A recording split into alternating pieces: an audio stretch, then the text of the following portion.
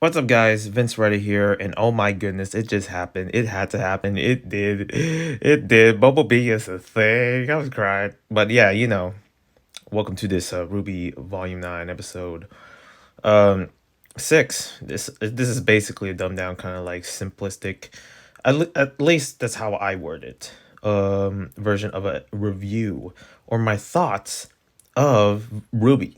Okay. Also, don't mind my voice being rapid. I swear, I don't know what's happening. I either have a throat thing going on, but I have my cough candy, so I'm good. And also, it's weird. I'm not sick. It's just that this cold thing is getting ridiculous at this point. When is it ever gonna be warm? It's in the middle of spring right now. But yeah, let's talk about this episode. Let's talk about how good it is. And it is good. Okay, these episodes are just getting better and better every time I come back to Ruby. Like just the amount of artistic effort and also the storytelling, the emotions, the shock value, this and that.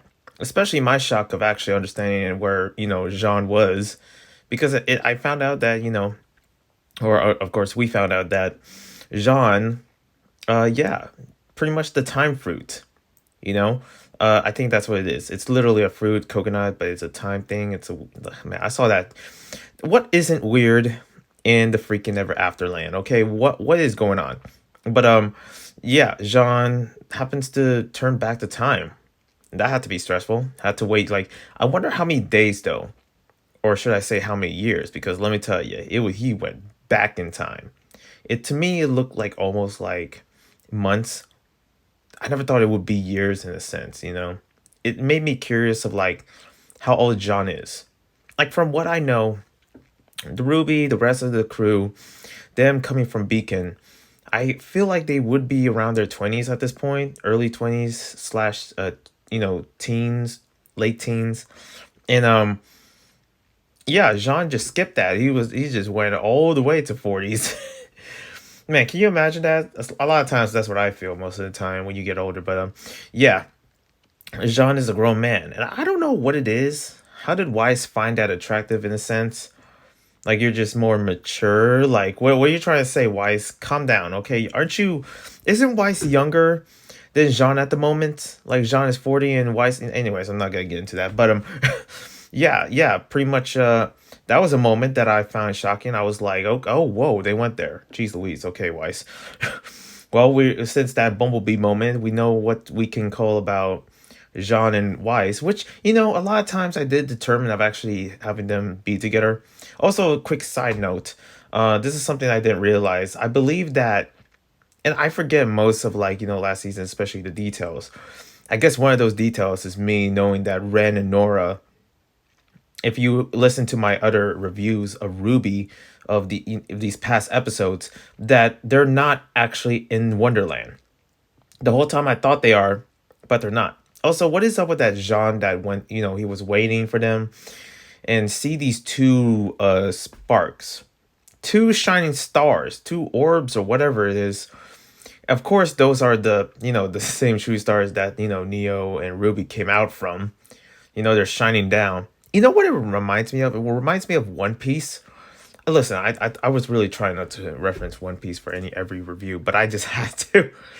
That One Piece, after if you watch One Piece, you might know this. If not, then I don't blame you. Okay, what is this guy talking about One Piece already? Jeez. Also, I really need to get back on my reviews for One Piece. I've been slacking the arcs.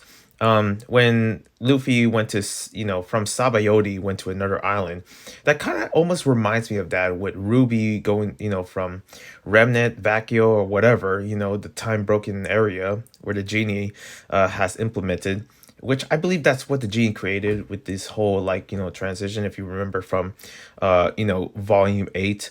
But that has to be Neo and Ruby. People were trying to like, oh, who are the sparks? A lot of times I'm like, could that be? Like, if you're like to make sense about this, it is in a way. It makes sense because we see old John looking at up in the sky and they see two stars falling. That had to be Neo and Ruby. I believe they have like different scenes for different parts of it. So I could be wrong. God, I thought this freaking cough candy would work. Um, got my throat back. It's not every day I had to have usually I would suffer, but I'm not gonna suffer this time for this review, okay? But yeah. Later on, as we move on to the episodes, even though I forget some of my last points when I was talking about Nora and Ren. Basically, I'm just saying that Nora and Ren is not in this universe. I'm trying to correct myself later on in the episodes, and I will correct myself even more if we get another episode review. Then I'm gonna correct myself once again. I knew the cat was gonna be evil. I knew the cat was gonna be an antagonist in a sense. There's a part of me where maybe he's not that evil. Maybe he made a mistake. Maybe not. But Jean exposing them when they're about to take off or something like that had me realizing, like, you know what? I think the rumors are true about this cat, this most curious cat. But I always try to wonder, was Chesire Cat was always evil? Was like the Chesire Cat from most Wonderlands, public domain? What were they always evil, or was this something that is developing new? Somewhat of a development, but still sticks into the story. Because I'm trying to understand. Listen, I'm not a fan much of Rwby. I am a fan of Rwby. I mean Wonderland. My bad. I'm not a fan much of Wonderland. The last Wonderland I ever actually understood as a story was Alice in Madness, or whatever it's called, in the PS3, and that was a long time ago. I could actually emulate that and replay it to get my mind straight. But here I am, just realizing now, as I'm talking about Rwby Volume 9 as it's based in Wonderland. But like, is the cat evil or not is something that I still try to determine if it's true. And if that's so, then maybe we can, I can determine the future for Rwby. Especially when Jean, it seems like the cat is somewhat evil. He is, And I'm one of those people where I'm empathetic in any way. I see you, stole my wallet and you give me the puppy eyes. Oh, I'm sorry, man. I'm sorry. Please don't hit me. Oh, I'm not going to hit you. Oh, just give me back my wallet, okay? No, man. I need my money. I'm one of those people sometimes. You still like maybe that's not true. A lot of times I'll try to take it away from you and stuff like that. I don't know. That never happened to me in that situation. And most times when people steal my stuff or whatever, it'll be later. Or maybe it will be like more like, I don't know. I'm a very careful person, watching all my stuff, checking my pockets. You gotta do that, when you go traveling and stuff. But as I was saying, sorry, rambling a lot. Yeah, the cat was taking them to the tree, as Jean said. And the tree of ascension, like, it made me think, like, is someone gonna die? Like, when they do reach to the tree? And the question is, like, are they going to the tree or not? Will they ever reach there? Is that a thing that is gonna happen? I got a feeling it might.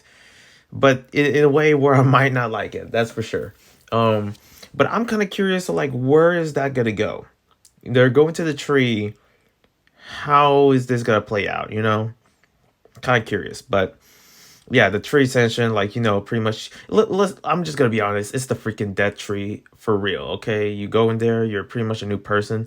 Basically, you die. If you erase your memory in any sense, you dead. You pretty much, if my memories was erased, this channel would be gone. It would be abandoned. Like, I would not remember anything about this channel. I don't know where I would be. I'll probably turn into some French person and actually get into making pastries or whatever. I don't freaking know. Like, I can't imagine myself actually, having my mind erased, not knowing who my family is, not knowing who my friends is, not knowing all my subscriptions and passwords, not knowing how much money in the bank, even though I don't know. It's a kind of, a struggle here in LA. But you know what I mean? It's like, what is, going to happen if their minds are erased? Who would be the victim? I'm kind of scared for that to happen because I don't want that to happen. I don't want Rwby mind erased. I don't want her memories gone. I don't want none of that. That would be sad, kind of like, prediction to make. But the cat leading them, of course, the cat left later on. But it still made me think, like, what would happen if we did follow the cat throughout? What happens if we never met Jean? I can't imagine myself not meeting Jean. Meeting Jean was the best thing. And speaking of the best things, let me tell you about this kiss. Before we get, of course, I have notes here. Not the organized type notes where you see in most essays for, like freaking most of these Ruby tubers that have like notes that are preferred in every way. That's not me. I listen. I tried. I'm trying, but John's mentioned something about Alex poisoning Jean and how that seems to, especially how Jean mentioned Lewis, which would be a name that I feel like would shock people the way he said it. Like in my head, I'm just imagining if Jean said to the cat, like, mentioned Alice or Alex's mom. I don't know who Alex's mom. In my head, I'm thinking it's Alice because that's Alex. Maybe not. But then when I heard that, when Jean said like, "Oh, they're from Remnant," of course, yeah, that's not Alice. But now it made me actually made another prediction. Okay, listen to me. There is another prediction that I have for my throat. Jeez. For Alex, of who the parents could be. Or at least that's what I'm thinking most of the time because, Lewis, I don't know how old these kids are. But what if Jean said CL? I knew that Murder of Birds was going to sneak into this video somehow. Yes, I said CL. What happens if Alex was actually the daughter of CL, which is kind of a little too much because I mean, CL is kind of like the same age as Ruby and also Yang and all of them. Too young to have the kids like that. In my opinion, some people are unfortunate. That's a thing. But you know what I mean. Like I'm just imagining that. That's just a crazy idea. It's just I just had to get it out of my head. I just had to spit on you. I'm sorry. I'll clean it up. Here, it's clean. Okay, that's my clean noise. My bad. But you know what I mean? Like if Alex was mother or maybe big sister was CL. Oh my goodness. What is CL's last name? Can you imagine if Alice revealed her last name and it was like CL and Alex, like, kind of like, why did the cat mention CL? That's why it got me speaking about this. You know what I'm saying? Moving on. As the cat took them to the ponder storm, Ruby Weiss and, of course, Jean. This scene was beautiful, especially seeing the scene where Weiss was looking at one of the mirrors of the pondering storm. And it's not called the pun storm, it's called the pondering or the ponder storm. Pondering storm? Where you ponder, which I just discovered is a word. Hello. That as Weiss is pondering, looking at a mirror of Remnant, Atlas being destroyed. And that made me left with a sense of like, damn, that had to be hard. But then we go into the other side, and basically the cat's taking these people to like where their minds are at or their problems or something like that. Man, let me tell you about Blake and Yang and their pondering storm. Their version of a pondering storm with the platform and all that. I almost teared. Okay, I saw this scene and I was like, oh my god, this is happening. I saw it early when I saw the clouds and the platform and the bridges, the broken bridges. First off, I was looking at the bridges. I can freaking Sly Cooper that, okay? I can just grab the ropes and just, shoot, just get to the platform. That's what I would do. But that's not what they did. These two girls did something different for this platform that what it's built for. Something that most of the fandom was waiting for years. And it wasn't a surprise, but I knew that something like this was going to happen sooner or later. It's just that I wonder if it did ever like come to that decision volume 1, which I'm not going to say anything, bad about if it didn't, but it made me wonder, you know what I mean? Volume 1, volume 2, was this like an early decision of this going to be a thing? And I don't know if I was the first people that actually noted that. Not that I'm calling my buffs here. I was just, buffing around. Just like, yeah, I knew that. I knew that. Come on now. I knew that already.